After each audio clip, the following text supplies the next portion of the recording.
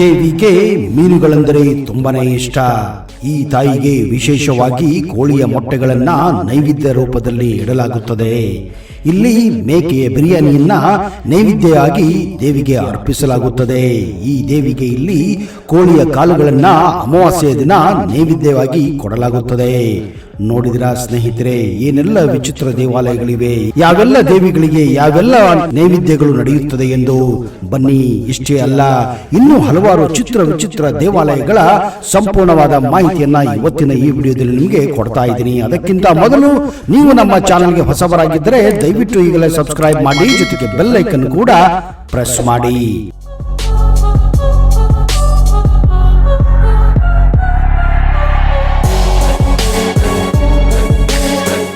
ನಮಸ್ಕಾರ ಸ್ನೇಹಿತರೆ, ನಿಮಗೆಲ್ಲ ಆತ್ಮೀಯ ಹಾಗೂ ಅದ್ದೂರಿ ಸ್ವಾಗತ. ಈ ದೇವಿಗೆ ಮೀನುಗಳೆಂದರೆ ತುಂಬಾನೇ ಇಷ್ಟ. ಹಿಂದೂ ದೇವರುಗಳಿಗೆ ಒಂದೊಂದು ತಿಂಡಿ ಒಂದೊಂದು ದೇವರಿಗೆ ಇಷ್ಟ. ಗಣೇಶನಿಗೆ ಮೋದಕ ಇಷ್ಟ ಆದರೆ ನಾಗರಾಜನಿಗೆ ಹಾಲು ಇಷ್ಟ. ಆದರೆ ಇಲ್ಲೊಂದು ವಿಚಿತ್ರ ದೇವಾಲಯವಿದೆ. ಈ ದೇವಿಗೆ ನದಿಯಲ್ಲಿ ಹರಿಯುವ ಮೀನಿನ ನೈವೇದ್ಯ ಕೊಡಲಾಗುತ್ತದೆ. ಒರಿಸ್ಸಾ ರಾಜ್ಯದ ಕಟಕ್ ನಗರದಲ್ಲಿ ಗದಾಚಂಡಿ ಎಂಬ ದುರ್ಗಾದೇವಿಯ ದೇವಸ್ಥಾನವಿದೆ. ಈ ದೇವಸ್ಥಾನ ಕಾಳಿ ಮಾತೆಗೆ ಅರ್ಪಿಸಲಾಗಿದೆ. ಈ ದೇವಿಗೆ ಇಲ್ಲಿ ಯಾವತ್ತೂ ಹಣ್ಣಿನ ಹಾಗೂ ತೆಂಗಿನಕಾಯಿಯ ನೈವೇದ್ಯ ಮಾಡುವ ಹಾಗಿಲ್ಲ. ಬದಲಾಗಿ ಇಲ್ಲಿ ಹರಿಯುವ ಮಹಾನದಿಯ ನೀರಿನಲ್ಲಿ ಬರುವ ರೋಹು ಎಂಬ ಮೀನನ್ನೇ ಇಲ್ಲಿ ಸದಾ ಕಾಲ ನೈವೇದ್ಯ ಮಾಡಲಾಗುತ್ತದೆ. ಈ ಮೀನನ್ನ ತುಂಬಾ ಮಡಿಯಿಂದ ಹಿಡಿಯಲಾಗುತ್ತದೆ. ಮಾಮೂಲಿ ಬಳಸುವ ಜಾಲದಿಂದ ಇವುಗಳನ್ನ ಇಲ್ಲಿ ಹಿಡಿಯಲಾಗುವುದಿಲ್ಲ. ಬದಲಾಗಿ ಇವುಗಳನ್ನ ಹಿಡಿಯಲು ಹೊಸ ಕೊಡೆ ಅಂದ್ರೆ ಛತ್ರಿಗಳನ್ನ ಬಳಸಲಾಗುತ್ತದೆ. ಹೀಗೆ ಹಿಡಿದಂತಹ ಮೀನುಗಳನ್ನೇ ಆ ತಾಯಿಗೆ ಇಲ್ಲಿ ಅರ್ಪಿಸಲಾಗುತ್ತದೆ. ಇದೇ ಕಾರಣ ಭಕ್ತರು ಇಲ್ಲಿ ಸ್ವತಃ ತಮ್ಮ ಹೊಸ ಕೊಡೆಯನ್ನ ಇಲ್ಲಿ ಖರೀದಿಸಿ ಮೀನುಗಳನ್ನ ಹಿಡಿಯುವ ಪ್ರಯತ್ನ ತಾವೇ ಮಾಡುತ್ತಾರೆ. ಈ ರೀತಿಯಾಗಿ ಮೀನುಗಳನ್ನ ಅರ್ಪಿಸಿ ತಮ್ಮ ಹಾರೈಕೆಗಳನ್ನ ಇಲ್ಲಿ ಸಲ್ಲಿಸುತ್ತಾರೆ.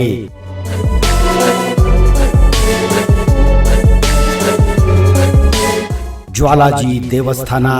ಜ್ವಾಲಾಜಿ ದೇವಸ್ಥಾನದಲ್ಲಿ ನೈಸರ್ಗಿಕ ಅನಿಲ ಬಳಸಿ ಅರ್ಚಕರು ದೀಪ ಹಚ್ಚುತ್ತಾರೆ. ಕಾಪರ್ ಕೊಳವೆಯಿಂದ ನೀಲಿ ಜ್ವಾಲೆ ಹೊರಹೊಮ್ಮುವುದನ್ನ ನೀವು ಇಲ್ಲಿ ಸದಾಕಾಲ ನೋಡಬಹುದು. ಇದನ್ನು ನೋಡಲೆಂದೇ ಭಕ್ತಾದಿಗಳು ಇಲ್ಲಿ ಮುಗಿ ಬೀಳುತ್ತಾರೆ. ಈ ಸ್ಥಳವನ್ನು ಉನ್ಮತ್ತ ಭೈರವ ಕಾಯುತ್ತಾನೆ ಎನ್ನುವ ನಂಬಿಕೆ ಇದೆ. ಪ್ರೇಮಿಗಳು, ದಂಪತಿಗಳು, ಗ್ರಹ ದೋಷ ಹೊಂದಿದವರು, ಸಂತಾನ ಪ್ರಾಪ್ತಿಗಾಗಿ ಹಂಬಲಿಸುವ ದಂಪತಿಗಳು ಇಲ್ಲಿ ಬಂದು ತಮ್ಮ ಕೋರಿಕೆಯನ್ನ ಸಲ್ಲಿಸುತ್ತಾರೆ. ಹಿಂದೆ ಮೊಘಲರ ದೊರೆ ಅಕ್ಬರ್ ಈ ದೇವಸ್ಥಾನದ ಜ್ವಾಲೆಯನ್ನು ಅಳಿಸಲು ಪ್ರಯತ್ನಿಸಿ ಸೋತಿದ್ದನು. ಕಡೆಗೆ ಆತನೇ ಜ್ವಾಲಾದೇವಿಯ ಭಕ್ತನಾಗಿದ್ದನಂತೆ. ಈ ಟೆಕ್ನಾಲಜಿ ಯುಗದಲ್ಲಿ ಎಷ್ಟೋ ಜನ ತಮ್ಮ ಗಲೀಜು ಬಟ್ಟೆಗಳನ್ನ ಕೈಯಿಂದಲೇ ತೊಳೆಯುತ್ತಾರೆ. ಕಾರಣ ಅವರಿಗೆ ದುಬಾರಿಯಾದಂತಹ ವಾಷಿಂಗ್ ಮಷೀನ್ ಅನ್ನ ಕೊಂಡ್ಕೊಳ್ಳಕ್ಕೆ ಸಾಧ್ಯ ಇಲ್ಲ ಅಥವಾ ಮನೆಯಲ್ಲಿ ಇಡಕ್ಕೆ ಜಾಗ ಇಲ್ಲ. ಆದ್ರೆ ನಿಮ್ಗೆ ಗೊತ್ತಾ, ನಿಮ್ಮ ಮನೆಯಲ್ಲಿರುವ ಒಂದು ಮಾಮೂಲಿ ಬಕೆಟ್ ಅನ್ನೇ ವಾಷಿಂಗ್ ಮಷೀನ್ ಆಗಿ ಪರಿವರ್ತನೆ ಮಾಡಬಹುದು ಅಂತ. ಇದು ಲೇಟೆಸ್ಟ್ ವಾಷಿಂಗ್ ಮಷೀನ್. ಹಾಗೆ ಬಟ್ಟೆಗಳನ್ನ ಶುಭ್ರವಾಗಿ ತೊಳೆಯುತ್ತದೆ, ಜೊತೆಗೆ ಅತ್ಯಂತ ಕಡಿಮೆ ಎಲೆಕ್ಟ್ರಿಸಿಟಿ ಬಳಸುತ್ತದೆ. ಈ ಮಿನಿ ಪೋರ್ಟೇಬಲ್ ವಾಷಿಂಗ್ ಮಷೀನ್ ಅನ್ನ ಎಲ್ಲಿ ಬೇಕಾದ್ರೂ ಹೇಗೆ ಬೇಕಾದ್ರೂ ತೆಗೆದುಕೊಂಡು ಹೋಗಬಹುದು, ಬಳಸಬಹುದು. ಇದರಲ್ಲಿ ಪವರ್ಫುಲ್ ಮೋಟಾರ್ ಭಾರಿ ಲೋಡ್ ಇರುವ ಬಟ್ಟೆಗಳನ್ನು ಕೂಡ ಆರಾಮವಾಗಿ ಕ್ಲೀನ್ ಮಾಡುತ್ತದೆ. ಇದರ ಬೆಲೆ ಕೇವಲ 899 ಮಾತ್ರ. ನಿಮ್ಮ ಮನೆಯಲ್ಲಿರುವ ಬಕೆಟ್ ಅನ್ನ ವಾಷಿಂಗ್ ಮಷೀನ್ ಆಗಿ ಈಗಲೇ ಕನ್ವರ್ಟ್ ಮಾಡಿ. ಹಾಗಾದ್ರೆ ತಡ ಯಾಕೆ, ಡಿಸ್ಕ್ರಿಪ್ಷನ್ ಬಾಕ್ಸ್ ನಲ್ಲಿರುವಂತಹ ಬಕೆಟ್ ವಾಷಿಂಗ್ ಮಷೀನ್ ಅನ್ನ ಬೈ ಮಾಡಿ, ಅದು ಕೂಡ ಕ್ಯಾಶ್ ಆನ್ ಡೆಲಿವರಿಯಲ್ಲಿ. ಇದೇ ಕಾರಣ ಇಲ್ಲಿ ಅವನು ಒಂದು ಚಿನ್ನದ ಕೊಳವೆಯನ್ನೇ ಈ ದೇವಿಗೆ ದಾನವಾಗಿ ನೀಡಿದ್ದನು. 108 ಶಕ್ತಿ ಪೀಠಗಳಲ್ಲಿ ಈ ದೇವಾಲಯ ಕೂಡ ಒಂದಾಗಿದೆ. ಈ ಶಕ್ತಿ ಪೀಠದಲ್ಲಿ ಜ್ವಾಲೆಯೇ ದೈವವಾಗಿ ಪರಿಗಣಿಸಲಾಗಿದೆ, ಭಕ್ತಿಯಿಂದ ಪೂಜಿಸಲಾಗುತ್ತದೆ. ಜ್ವಾಲಾಮಾತೆಯ ದೇವಾಲಯದಲ್ಲಿ 9 ಬಗೆಯ ಜ್ವಾಲೆಗಳಿದ್ದು ನವಶಕ್ತಿಗೆ ಸಮಾನವಾದುದು ಎಂದು ಹೇಳಲಾಗುತ್ತದೆ. ಈ ಪವಿತ್ರವಾದ ಜ್ವಾಲೆ ಎಣ್ಣೆ, ಬತ್ತಿ, ತುಪ್ಪ ಯಾವುದೇ ಆಧಾರವಿಲ್ಲದೆ ಸಾವಿರಾರು ವರ್ಷಗಳಿಂದ ಇದು ಬೆಳಗುತ್ತಿರುವುದು ಆ ಆದಿಶಕ್ತಿಯ ನಿದರ್ಶನವಾಗಿದೆ.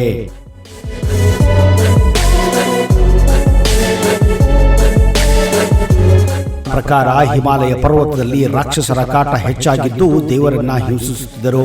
ಆ ರಾಕ್ಷಸರ ಕಿರುಕುಳ ತಾಳಲಾಗದೆ ವಿಷ್ಣು ಹಾಗೂ ಇತರ ದೇವತೆಗಳೆಲ್ಲ ಕೈ ಜೋಡಿಸಿ ಆ ದುಷ್ಟ ರಾಕ್ಷಸರನ್ನ ಕೊಲ್ಲಲು ನಿರ್ಧಾರ ಮಾಡುತ್ತಾರೆ. ದೇವತೆಗಳ ಬಲದಿಂದ ಒಂದು ಶಕ್ತಿಯಾದ ಜ್ವಾಲೆಯನ್ನು ನೆಲದಿಂದ ಸೃಷ್ಟಿ ಮಾಡುತ್ತಾರೆ. ಈ ಬೆಂಕಿಯಿಂದಲೇ ಚಿಕ್ಕ ಹುಡುಗಿಯು ಹುಟ್ಟಿತ್ತು. ಅವಳೇ ಆದಿಶಕ್ತಿ ಎಂದು ಕರೆಯಲಾಗುತ್ತದೆ. ಈ ತಾಯಿಗೆ ವಿಶೇಷವಾಗಿ ಕೋಳಿಯ ಮೊಟ್ಟೆಗಳನ್ನ ನೈವೇದ್ಯದ ರೂಪದಲ್ಲಿ ಇಡಲಾಗುತ್ತದೆ. ಹೀಗೆ ನೈವೇದ್ಯ ಮಾಡಿದ ಮೊಟ್ಟೆಗಳನ್ನು ಯಾರೂ ತಿನ್ನುವ ಹಾಗಿಲ್ಲ. ಬದಲಾಗಿ ಅವುಗಳನ್ನ ಒಬ್ಬೊಬ್ಬರು ಒಂದೊಂದು ಮೊಟ್ಟೆಗಳನ್ನ ತಮ್ಮ ಹೊಲದಲ್ಲಿ ಹುಗಿಯುತ್ತಾರೆ. ಅಂದರೆ ಇದರಿಂದ ಫಸಲು ಚೆನ್ನಾಗಿ ಬರುತ್ತದೆ ಅನ್ನುವ ನಂಬಿಕೆ ಇಲ್ಲಿನ ಭಕ್ತರಲ್ಲಿದೆ. ನೋಡಿದ್ರ ಯಾವ ತರ ವಿಚಿತ್ರವಾದ ನಂಬಿಕೆಗಳು ನಮ್ಮ ಈ ಭರತ ಖಂಡದಲ್ಲಿದೆ ಅಂತ.